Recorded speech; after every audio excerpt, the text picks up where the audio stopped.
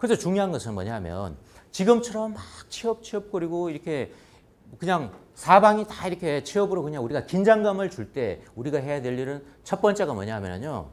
좀 고요해져야 된다는 거예요. 정보를 보지 말라 이 말이 아니고요. 스스로 조용한 곳에 들어와셔가지고 고요한 마음으로 내가 잘하는 것이 무엇인지 그 근본부터 다시 따져봐야 된다는 거예요.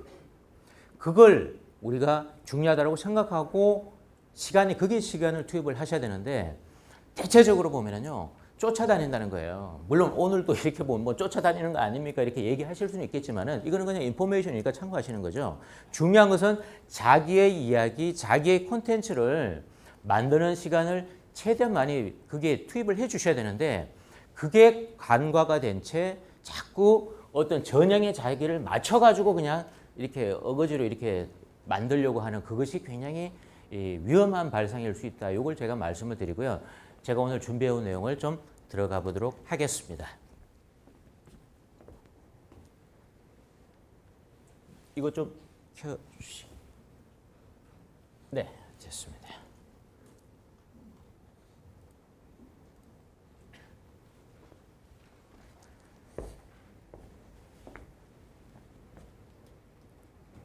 자, 이걸 이제 한번 보면서요. 우리가 한번 본격적으로 한번 고민을 해보겠습니다. 이제 표가 하나 더 있습니다. 지금 일단 먼저 여기 보시면은요. 자기소개서 직무 에세이라고 나오죠, 지금. 이 삼성이 이번에 직무 에세이를 공식적으로 채택해서 아마 전형에 들어갈 겁니다. 근데 직무 에세이라는 것은 저는 그렇게 어렵게 생각하지는 않습니다. 뭐냐면은요. 지원 동기예요, 사실은. 제가 생각할 땐 지원 동기입니다. 제목 파트가 있으면 제목 파트에 맞는 지원 동기를 쓴다는 것이죠.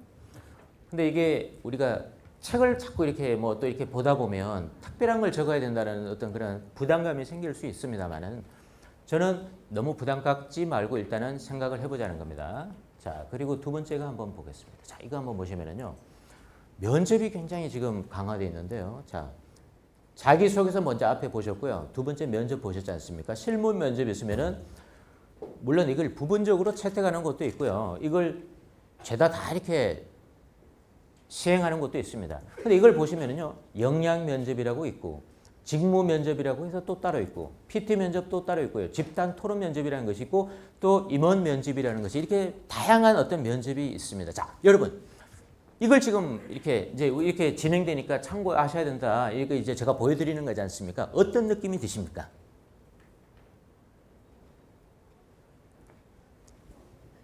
어떻습니까? 답답하죠? 이걸 어떻게 내가 다 이렇게 거기에 맞춰서 이렇게 완벽하게 준비할 수 있을까? 그럼 방법론에 대해서 고민이 막 들으시지 않습니까? 근데 이렇게 생각되시는 것을 유의하라는 뜻입니다. 저는. 왜냐하면 그렇게 하면 할 수만 있으면 좋겠지만은요. 저는 현실적으로는 굉장히 어려운 일이라고 생각합니다. 부족한 것은요. 부족한 대로 보여줘도 괜찮아요. 저는 그렇게 생각하는 사람입니다. 중요한 것은 확실한 하나가 중요하다는 겁니다. 확실한 하나. 모든 것이 다 이렇게 채워지는 사람을 뽑을 수가 없어요. 그런 사람은 대한민국에 존재하지 않습니다. 여러분 그런 것들을 객관적으로 이해를 하셔야 돼요. 완벽한 미인은 없습니다. 여러분. 취업이 되시는 분은요. 취업이 되는 이유가 하나가 있는 거예요. 근데 나는 취업을 하고 싶은 욕망은 굉장히 강하지만은 취업이 되는 이유를 제시를 못한다는 겁니다. 그냥 이거 했는데요. 내가 이런 활동했습니다. 이런 공부했습니다. 이렇게 디스플레이는 잘합니다. 근데 상대방한테 뭘 기대하고 있냐면 이렇게 했으니까 상대방이 해석을 잘 해주겠지. 요게 굉장히 제가 볼 때는 공백이 있어요. 이걸 좀 극복하는 것이 바로 가는 취업이 저는 비밀이라고 생각합니다. 무슨 얘기냐?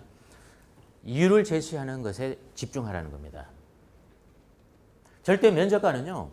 너무 많기 때문에 아무리 좋은 얘기라도 있지 않습니까? 그것을 그 사람의 입장에서 재해석을 해주질 않아요. 그래서 어쨌다는 얘기지? 항상 이런 식으로 던지는 겁니다. 그래서 우리가 한 발짝만 더 나아가서 있지 않습니까? 내가 이거 잘하는데요. 근데 이게 이거 잘하는 것이 왜 중요한지를 제가 이걸 알고 있습니다. 이렇게 쓰이지 않습니까? 이런 곳에 여기까지만 나아갈 수만 있다면요. 이것은 전혀 다른 자기소개가 되는 것입니다. 근데 저는 자기소개가 소개가 아니라 저는 홍보라고 생각하는 거예요. 근데 대부분의 자기소개서는요, 그냥 소개하는 디스플레이입니다. 자신을 홍보할 수 있는 무기를 넣어주셔야 돼요. 그게 제가 생각하는 나만의 콘텐츠라는 겁니다. 근데 그 나만의 콘텐츠가 뭘 만들어주냐면은 나만의 스토리를 만들어주는데 나만의 콘텐츠를 만드는 법이 우리가 굉장히 모호하죠. 생각처럼 쉽지 않습니다, 그게. 그래서 오늘 주제에는요, 나만의 콘텐츠를 어떻게 하면 쉽게 만들 수 있습니까? 오늘 하루 만에도 만들 수 있습니다. 비포 애프터가 너무 이거는 극명하게 차이가 날 수 있어요. 그 방법론을 알고 모르고의 차이가. 그래서 그걸 오늘 제가 집중적으로 뒷부분에서 이제 풀어보려고 하는 거고요. 자, 다음의 질문을 또 한번 던져보겠습니다. 여기 보시면은요, 무엇을 어디에서부터 시작해야 되나? 지금 여기 앉아 계신 분들이 공통적인 고민입니다. 알 듯 모를 듯. 해법이 잘 나오지 않아요.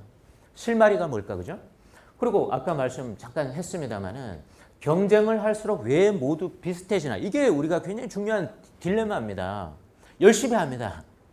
그리고 무슨 프로그램도 워크숍도 굉장히 적극적으로 참여해가지고 듣고 열심히 따라해요.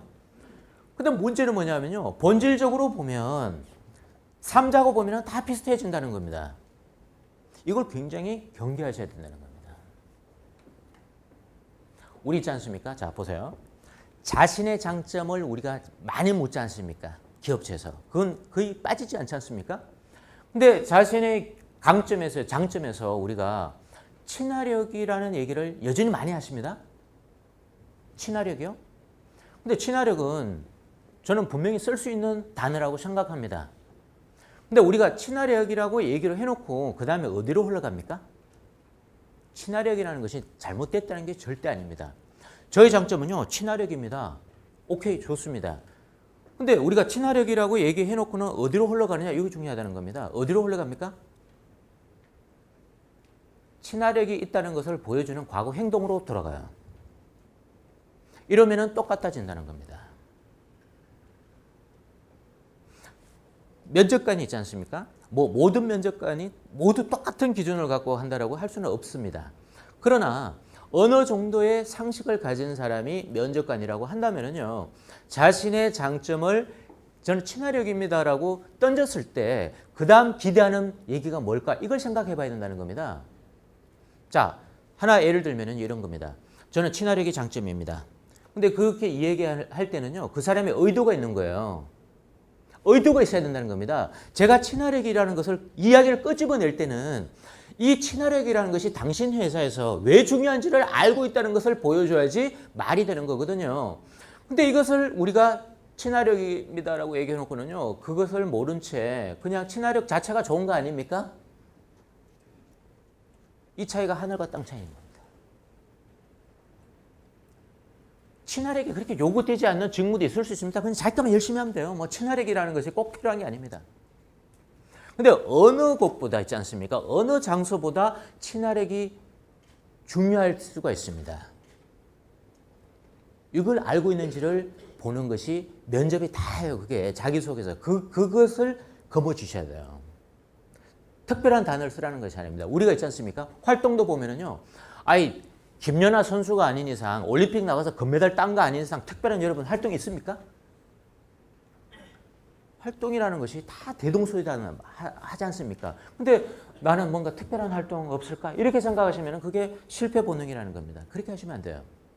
나는 누구나 할 수 있는 그런 행동을, 활동을 했고 경험을 했는데 이 경험과 활동이 이 회사에 어떤 역할을 할 수 있는 것일까? 이렇게 접근해 들어가셔서 그것을 구명해 주셔야 돼요.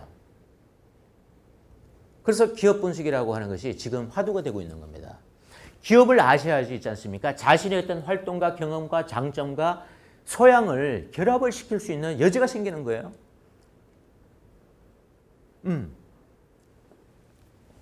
그래서 우리가 보면은요, 팔려고 하지 않고 팔리도록 하라, 이런 얘기가 있습니다. 우리가 면접을 볼 때는요, 저를 뽑아만 주신다면, 그죠? 그리고 최선을 다하고 열심히 하고 최상의 언어들을 우리가 써서 우리가 표현을 합니다. 그렇게 하는 것은 우리가 이 물건으로 말씀드릴 것 같으면 이렇게 팔려고 하는 것이죠.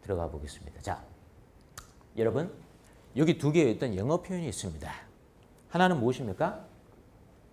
Do it right라고 되어 있고요. 또 하나는 do the right thing이라고 되어 있죠. 여러분 이 차이가 무엇일까요? 무슨 뜻으로 차이를 두자면 어떤 차이가 있는 겁니까? 똑바로 하라는 것 같은데 그죠? 둘 다. Do it right은 무엇입니까? 뜻이? Do it right. 혹시 이거 차이점을 혹시 한번 설명해 보실 분 계십니까? 제가 오늘 좀 책도 이 경품으로 좀 가져왔거든요. 바로 갑니다. 저 뒤 계신 분. 네. 네네. 자기가 하는 것이 옳다고 생각하고 하는 것이고 두 번째는 그냥 옳은 것을 한다고. 비슷했는데요. 뭐 그래도 드리겠습니다. 자, 뒷부분은 제대로 얘기해 주셔서 네, 고맙습니다. 자, 한 번만 더 받아보겠습니다. 요거 미묘한 차이가 있을 수 있는데요. 굉장히 중요해요. 자, 우리 앞에 분이 먼저 드셨습니다. 여성분. 네네. 올바르게 하다. 네. 아우, 너무 훌륭하신데요. 취업 되실 것 같은데요. 자, 한 번 또 드리겠습니다. 네, 정확히 말씀을 해주셨다고 생각합니다. 무슨 얘기냐면요, do it right은 열심히 한다는 뜻이에요. 이 이야기를 누가 했냐면요, 제가 한 것이 아니고 피터 드러크라고 하는 세계적인 경영 석학이 지식 정보화 사회가 될 때 지식 노동자가 되기 위해서는 이걸 알아라고 할 때 이 사람이 강조했던 표현입니다. Do it right는요, 열심히 한다는 거예요. 생산성을 얘기하는 겁니다. 프로덕티비티를 얘기하는 겁니다. 대량 생산 사회에서 요구됐던 인재상이죠. 열심히 해. 근데 그렇게 하면 생산에 들어가서 라인에 들어가서 그냥 많이 만들어내는 그런 인력은 될 수 있지만은요, 지식 정보 사회가 되면은요, 무엇이 중요한 지식인지 정보인지를 가려내는 눈이 있어야 된다는 거예요. 에피션트가 중요하다는 겁니다. 효율적인 사람이어야 된다는 거예요. 그렇게 하기 위해서는 do the right thing. 올바른 일을 하라는 거예요. 이펙티브한 일을 하라는 겁니다. 그래서 지금 기업에서 우리가 찾고 있는 인재라고 하는 것은 제가 정의하자면요, do the right thing을 할 수 있는 사람을 찾고 있다. 이걸 저는 생각하는 겁니다. 그럼 무슨 얘기냐? 무엇이 중요한지를 보는 눈이 있어야 된다는 거예요. 시킨 거 열심히 하는 것은요, 중요하지 않습니다, 이제는. 그래서 예전에 우리가 성장 과정에 항상 어떤 얘기들이 나왔습니까? 성장 과정에 우리가 선배들이 항상 했던 얘기? 일찍 일어나는 새 이런 거 있지 않습니까? 높이 나는 새가 뭐 보고 이런 거. 부지런함에 대한 이야기. 그거 틀린 얘기는 아닙니다. 근데 우리가 부지런하고 있지 않습니까? 뭐 이렇게 엄격한 어머니 밑에서 아버지 밑에서 우리가 컸다라고 하는 것은 중요한 얘기지만 그게 이펙티브한 얘기가 될 수가 없는 거예요, 지금은. Do the right thing. 뭐가 중요하니? 그래서 성장 과정을 우리가 묻다 그러면은요, 생각을 조금 해보셔야 되는 겁니다. 우리가 성장 과정을 저 사람이, 이 회사가 나한테 왜 묻는 거지? 그죠? 그래서 성장 과정을 적을 때 예를 들면 뭐 딱 답이 있는 건 아니지만 이렇게 접근하는 겁니다. 사실 저는 뭐 이렇게 뭐 평범한 집안에서 컸다 이거예요. 그런데 저의 인생에서 가장 긍정적인 영향을 미쳤던 분이 누구였다. 근데 그 긍정적인 영향이 무엇이었다. 근데 그 무엇이 있지 않습니까? 내가 앞으로 일을 하는 데 있어서 내가 하고자 하는 직무에 있어서 어떤 긍정적인 역할을 주었다라는 이런 식으로 이렇게 방정식이 풀려나야지 그게 성장 과정다운 이 스토리가 되는 거예요. 근데 우리가 각 담고 있는 성장 스토리는 대부분 커놓은 과정을 그냥 이렇게 보여주는 거예요. 가족 관계 같은 이야기.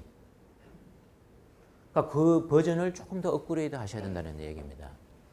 그래서 나의 관점은 이런 것들을 보세요. 질문 자체가 변하지는 않았어요. 30년간. 성장 배경 적으로 하지 않습니까? 장점 이런 거 적으로 하잖아요. 그러면 이것을 머릿속에 떠오르는 것들을 전략적으로 잘 기술해야지 이렇게 생각하신다는 거예요. 틀리지 않습니다. 그러나 조금 더 우리가 생각해 볼 부분은 면접관의 관점은 이렇게 본다는 거죠. 성장 과정을 적더라도 있지 않습니까? 얼마나 좀 창의적인 이야기를 하고 있는지, 그죠? 얼마나 좀 색다른 이야기를 하고 있는지, 그리고 얼마만큼 읽는데 좀 이렇게 말이 되네, 이거 일리가 있어, 이런 흥미로움을 줄 수 있는지, 이걸 생각하고 접근하셔야 된다는 거예요. 이걸 해가지고 내가 성실하게 쫙 열심히 해서 적어 놓으면은 면접관이 이것을 잘 해석해 주겠지. 그렇게 하시면 안 돼요. 다 비슷합니다, 그거는. 자, 이제 한번 보겠습니다. 이제부터 이제 실습 우리가 들어가 볼게요. 남들과 비슷한 성장 과정은 다 비슷하지 않습니까? 이걸 어떻게 흥미롭게 만들어야지 나만의 스토리가 될 수 있느냐. 자, 실습 한번 해볼게요. 한석봉 아시죠, 여러분? 조선 최고의 그 서예가. 한석봉이 만일 자신의 성장 과정을 작성한다. 자, 오늘 취업하기 위해서 한석봉이 왔습니다. 자기소개서에서 성장 과정을 적어야 합니다. 예를 들면 이렇게 나가면 어떨까요? 저는 엄한 어머니 밑에서 연습의 중요성을 배웠다. 어떻습니까? 몇 점 정도 줄 수 있습니까, 이러면? 40점. 왜 40점입니까? 네, 연습의 중요성이라고 하긴 했는데 네. 도대체 뭐 연습했다라는 건지 알 수가 없습니다. 그렇죠. 그 생각이 드는 이유는 뭐냐면은 연습의 중요성은 누구라도 당연히 할 것 같은 얘기이기 때문에 흥미롭지 못하다는 얘기지 않습니까? 근데 우리가 한석봉이 얼마나 대단한 사람입니까? 근데 그 사람이 연습이 중요해요 이렇게 써버리면은요, 그 위대함이 평범해진다는 얘기예요. 그럼 한석봉은 어떤 자기 스토리를 갖고 있습니까? 이제 저는 하산하겠습니다 하고 이제 내려왔잖아요. 자기 집으로 와가지고. 그랬더니만 어머님 어떻게 했습니까? 반기질 않고? 그래? 그리고 곧장 어떻게 했습니까? 시합을 하지 않습니까? 근데 결국 깨졌죠, 한석봉이. 자, 이 스토리를 기가 막히게 만들려면은 어떤 스토리 라인을 집어넣어줘야 되느냐? 굉장히 간단한 거예요. 고정관념을 버려야 되는 거예요. 우리가 부모님에서 엄격하게 교육받고 뭐 연습을 많이 했다 이렇게 가면은 그 이야기 자체가 힘을 잃어버린다 그랬습니다. 근데 똑같은 스토리 라인인데 있지 않습니까? 자, 뭐 이건 제가 생각하는 판단입니다만은 교만함이라는 단어를 집어넣어 보는 거예요. 자, 예를 들면 주제가 있지 않습니까? 자신의 성장 과정에서 이 주제는 뭐냐면 나는 타고난 재주를 평범하게 하는 지름길은 교만함에 있다는 삶의 철학을 갖고 있어요. 자, 이 이야기는요, 어떤 느낌을 줍니까? 보는 눈이 한 단계 더 이렇게 업그레이드 되어 있는 느낌을 주지 않습니까? 자신이 이거 실력 있다 이런 이야기를 하는 것이라고 우리가 접근할 거라고 생각하지만은요, 그게 중요한 게 아니에요. 진짜 중요한 요소는 아무리 자기가 천재적인 능력을 갖고 있다 하더라도 무디게 만드는 가장 핵심의 요소는 교만함이 있더라. 이걸 이해하는 사람은요, 뭘 잘할 것 같습니까? 이렇게 얘기하는 사람은요, 이 사람이 뭘 잘할 것 같습니까? 당연히 실력도 있고, 그리고 앞으로 어떤 일을 함에 있어서도 이러한 이 머릿속에 어떤 든 생각들이 남다를 거라는 생각을 확신을 주잖아요. 언어의 어떤 뭐 장난일 수 있다라고 생각할 수 있습니다만 어차피 우리가 자소서로 보여주는 거는 글로 보여주는 거예요. 그래서 이게 이런 단어 선택이라든지 있지 않습니까? 주제를 잘 집어내셔야지 강력해진다는 거예요. 그래야지 자기만의 콘텐츠가 된다는 겁니다. 자, 또 하나 실습 한번 해보겠습니다. 자, 질문. 어릴 적부터 우리 이야기 자주 나오죠, 여러분. 아버지께서 달리기를 자주 시키셨다. 이번 입시 시장에도 이거 자주 이렇게 뭐 많이 아마 이렇게 들어갈 이야기입니다. 자, 이 이야기를요, 어떻게 기술해야지 나만의 콘텐츠가 흥미롭게 이야기 될 거냐 이겁니다. 자, 한번 이렇게 혹시 나라면 이렇게 한번 전개시켜 보겠다. 나 진짜 아버지가 달리기 시키셨는데 혹시 없습니까? 이렇게 좀 전개시키면 어떨까요? 이런 이야기라면, 이런 소재라면. 네, 제 뒤에 계신 분. 네. 어릴 때 체력이 약해서 따돌림을 당했는데 네. 아버지가 그렇게 하면 이제 떨어진다는 거지. 자, 아무튼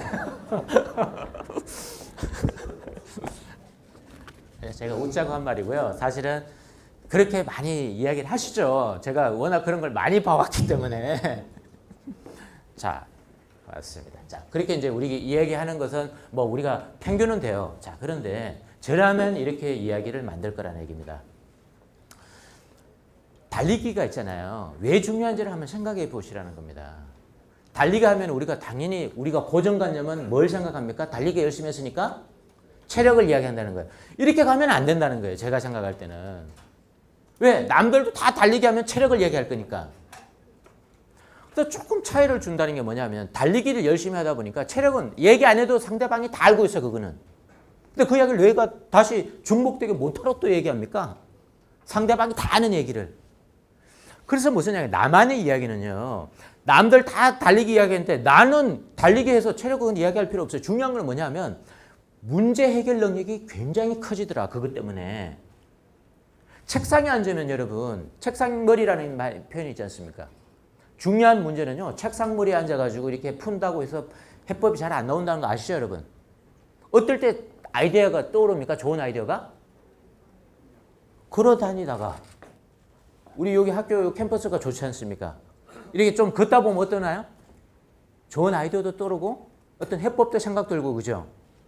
이게 굉장히 중요한 포인트예요, 여러분. 그 사실 여러분 그게 중요한 건지 저게 뭐 별로 안 중요한 건지 이걸 사실 구분하기는 생각처럼 쉽지는 않을 수 있는데요. 참고하셔야 되는 거예요. 아, 체력으로 연결하는 이런 단순한 어떤 방정식의 어떤 그 전개보다는 달리기를 이런 식으로 끄집어내서 이야기를 지켜줘야지 그게 의미 있는 활동이 되는 것이구나. 이렇게 보셔야 된다는 겁니다. 자, 이것도 한번 보겠습니다. 우리가 제가 많이 본 이 사례 중에 하나가 뭐냐면요. 이 봉사활동 많이 가시지 않습니까? 봉사활동 가면은 장애인 시설을 많이 가시잖아요. 여기 가서 이제 활동했다 그러면 또 어떻게 쓰겠습니까? 이 얘기를? 이렇게 간단 말입니다. 몇 번의 실수가 있어요. 가면은.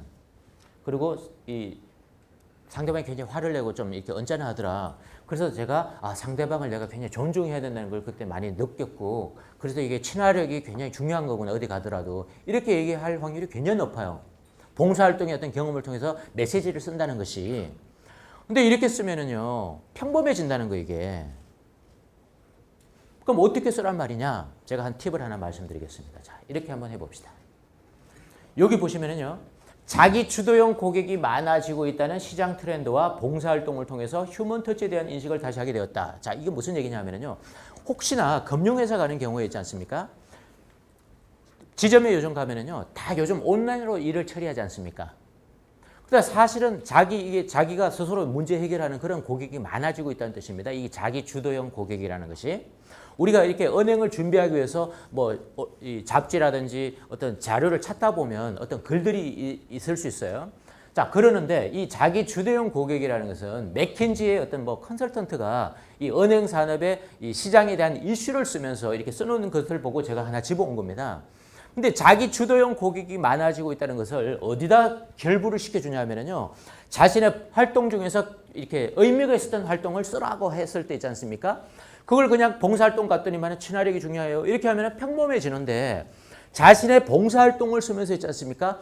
저는 지금 우리 금융 어떤 시장이 자기 주도형 고객이 많아지고 있다는 것에 굉장히 저는 좀 이렇게 좀 화두로 삼아 봤습니다. 자기 주도형 고객, 그죠?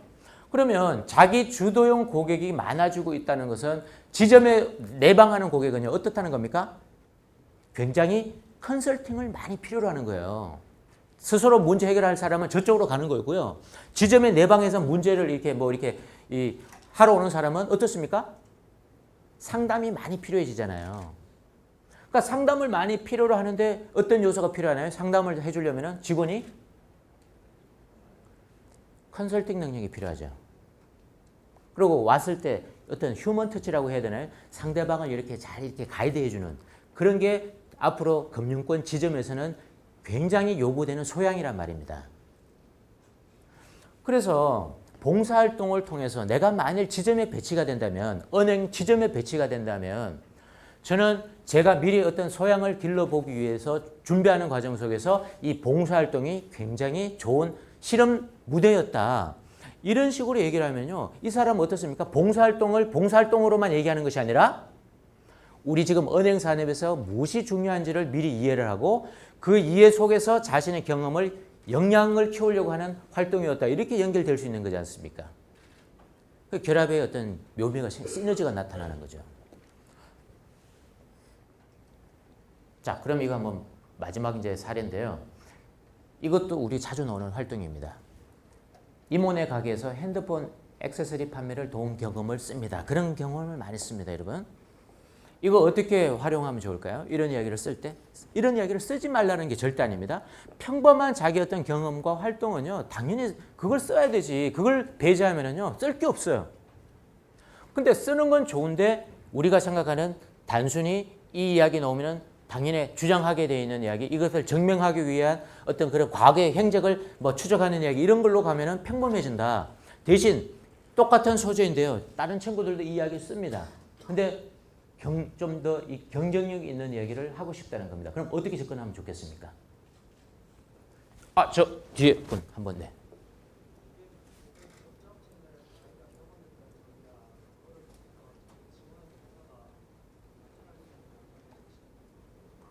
예, 벌써 효과 있네요. 우리 벌써 이렇게 이 강의 조금 20-30분 했는데요.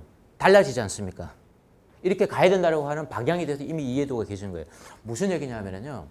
우리가 뻔한 이야기는 핸드폰, 자, 여기서 보시면은요. 이모네 가게에서 핸드폰 액세서리 판매를 도운 경험이 있다 그러면 이거죠. 찾아오는 고객을 만족시켜 주기 위해서 어떻습니까? 친절을 하고 뭐 하면서 뭘 배웠다, 뭐 이렇게 몸에 배이도록 했다, 뭐 이런 이야기를 흘러간다는 겁니다. 그런데 이제 이런 이야기들은 면접관이 또 이야기하려고 하는 거구만 이렇게 생각한단 말이에요. 그 이렇게 배제하고요. 핸드폰 액세서리 판매했는데 제가 그 활동을 통해서 두 가지의 중요성을 배웠다 이거예요. 예를 들면. 근데 여러분 이거는요. 답이 있어요. 이거는. 이런 것들은 답이 있다고 저는 생각합니다. 뭐냐? 이 두 가지를 반드시 살려야 돼요. 이건 답이 있어요. 이건 무조건 하고 이거는 이거예요. 영업 마인드를 보여줘야 돼요. 여러분. 활동을 했다라고 이야기하면 이 활동 속에서 본인이 어떤 영업 마인드를 기질을 발휘했는지 그리고 영업 마인드를 어떻게 해서 자기가 이렇게 소양을 길렀는지에 대한 이야기를 굉장히 적극적으로 부각을 시켜주셔야 돼요.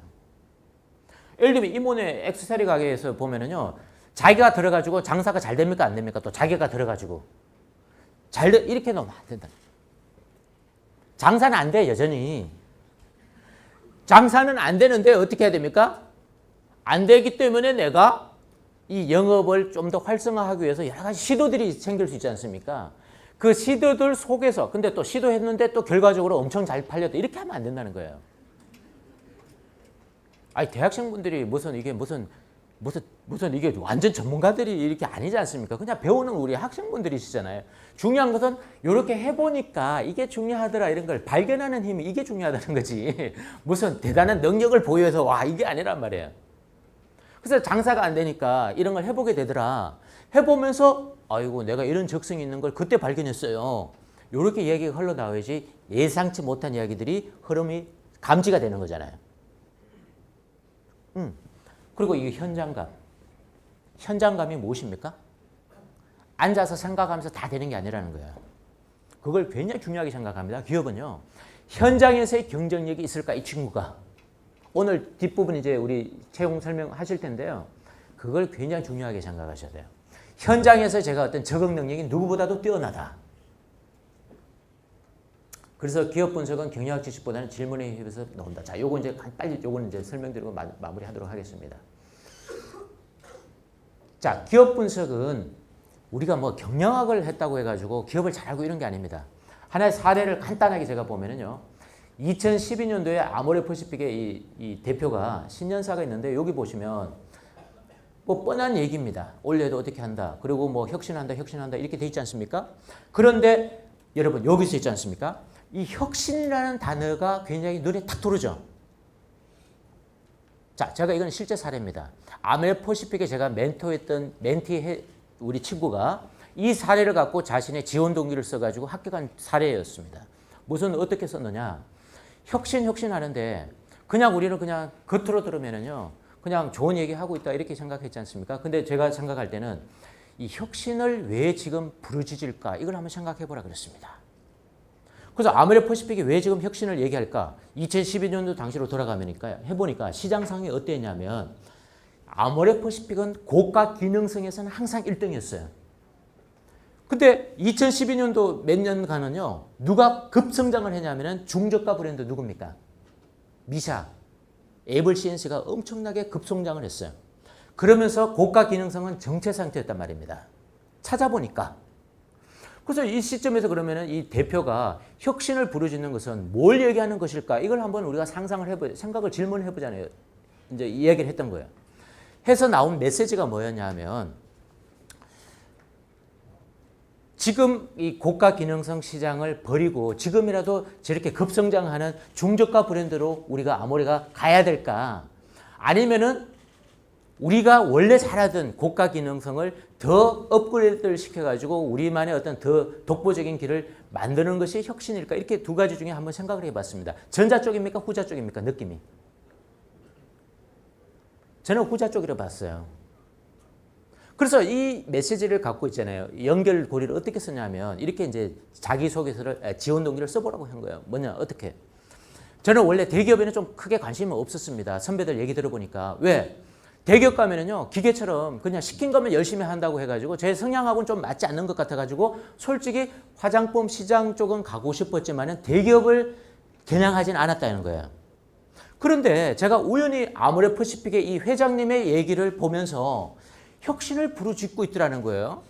그래서 제가 얘기 드렸던 그건 왜 혁신을 부르짖을까를 생각해 보니까 아까 말씀드렸던 후자 쪽인 것 같다. 그래서 지금이야말로 아모레퍼시픽에 입사한다면 우리가 흔히 아는 그런 대기업의 어떤 그런 기업 문화가 아니라 내가 많은 도전할 기회를 가질 수 있을 거라는 확신이 들었기 때문에 제가 아모레퍼시픽에 관심을 갖고 지원하게 되었습니다. 이 연결고리를 만들었던 거예요. 이 이야기를 갖고. 근데 실제로 면접 가서 있지 않습니까? 이 이야기를 차분하게 구현을 해서 설명을 했는데 거기에 나왔던 임원이 매우 흥미롭고도 매우 엣지 있는 얘기를 했다라고 칭찬까지 이렇게 하셨다는 거예요. 우리 숙대 친구였는데요. 그리고 합격했습니다. 뭐 꼭 그것 때문에 됐다고 제가 할 수는 없지만은 분명히 본인한테 큰 도움이 됐다라고 하는 겁니다. 그래서 무슨 얘기냐? 이 기업 분석은 오늘 우리 주제로서 다 얘기할 수는 없는데요.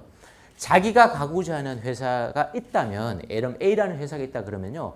이 A라는 회사의 적어도 산업 흐름, 그리고 시장의 현황, 그리고 이 기업과 관련된 고객의 니즈 있지 않습니까? 그리고 기업의 어떤 그런 문화들, 핵심 가치 이런 것들을 주제별로 자기만의 노트를 정리하셔야 돼요. 그걸 탐색하면서 있지 않습니까? 아까 말씀드렸던 자기가 갖고 있는 성장 과정이라든지 소양이라든지 장점이라든지 활동 이런 것들을 결합을 시켜야 되는 거예요. 이렇게 해서 가시면은요. 아까 말씀드렸던 어떤 면접이든 어떤 직무 에세이든 제가 볼 때는 80% 이상은 그걸로 커버가 충분히 가능하다고 제가 생각을 하고 있어요. 자, 이렇게 해서 제가 이 네 가지 말씀드렸지 않습니까? 산업을 우리가 흐름을 잡아 주셔야 돼요. 우리가 이게 뭐 바로 간다 이렇게 뭐 폴더도 돼 있습니다만은요.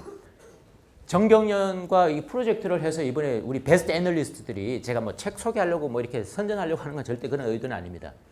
베스트 애널리스트들은 기업 분석하는 전문가들이지 않습니까? 그 사람들하고 저도 애널리스트 출신이긴 합니다만은 제가 멘토 팁을 달아가지고 그 기업에 대해서 그걸 교재 삼아서 공부할 수 있게끔 이번에 만들어서 출간을 한 겁니다.